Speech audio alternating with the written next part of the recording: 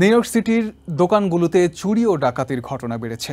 বাধা দিতে গেলে অনেক সময় সংঘবদ্ধ চোরদের হামলার শিকারও হচ্ছেন কর্মচারীরা। এতে করে আতঙ্কিত ব্যবসায়ীরা। এ অবস্থায় চোরদের বিরুদ্ধে কঠোর হওয়ার ঘোষণা দিয়েছেন সিটি মেয়র ও এনওয়াইপিডি কমিশনার। এজন্য বিভিন্ন প্রিসিংক্টের সাথে সংযুক্ত করে দোকানে ক্যামেরা বসানো হচ্ছে বলে জানান তারা। গুছাইতেছিলাম আমরা, বন্ধ সময় হয়ে গেছে, গুছাইতেছি এমন সময় একটা কালো একটা ঢুকে এইখানে এসে বন্দুক ধরে ফেলছে আমার কাছে।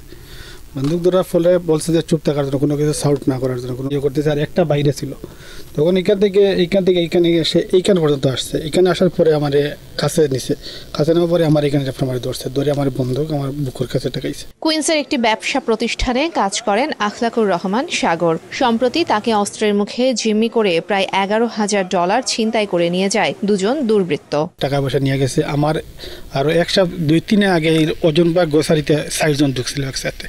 মানে ইদানিং খুব বেশি এই এরিয়াতে একটু প্রবলেম হইতেছে, ডাকাতি হইতেছে, চুরি হইতেছে এরকম। একই অবস্থা ম্যানহাটনের হার্লেম এলাকায়। চোর এবং ডাকাতদের উৎপাতে অতিষ্ঠ এখানকার ব্যবসায়ীরাও। এই ধরনের ঘটনা প্রভাব ফেলছে কমিউনিটিতেও। স্থানীয় নাগরিকরাও বলছেন নানা ভোগান্তির কথা।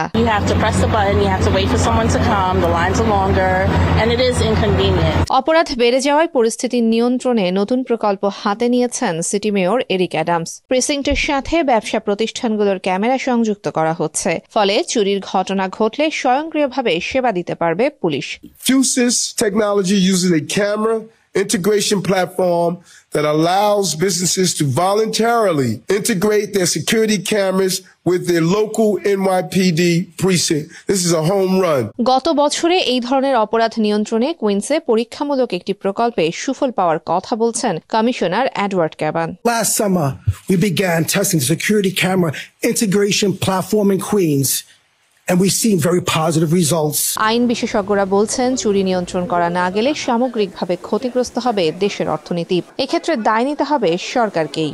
Shoplifting now New York City of New York State was 36%, which is very intolerable amount of money. কারণ 6% এর বেশি যখন shoplifting হয় তখন business cannot retain, business cannot run. So we have to stop it in order to sustain the business, in order to make the people happy. And safety and security is the government's #1 priority. If the government fails to do that, there should not be a government. New ইয়র্কে 5টি বড়োর মধ্যে সবচেয়ে বেশি চুরি ডাকাতির ঘটনা ঘটে ব্রঙ্কসে। Police বলছে চুরি ঠেকাতে আগামী বছরের মধ্যে আরো কয়েক হাজার বাড়তি সিসিটিভি ক্যামেরা বসানো হবে। তবে ব্যবসায়ীদের দাবি, নিরাপত্তা নিশ্চিত করতে শুধু সিসিটিভি ক্যামেরা নয়, প্রশাসনকে আরো বেশি কঠোর হতে হবে। তাহিয়া রুবাইয়াত, অপলা, টিভিএন 24, নিউ ইয়র্ক।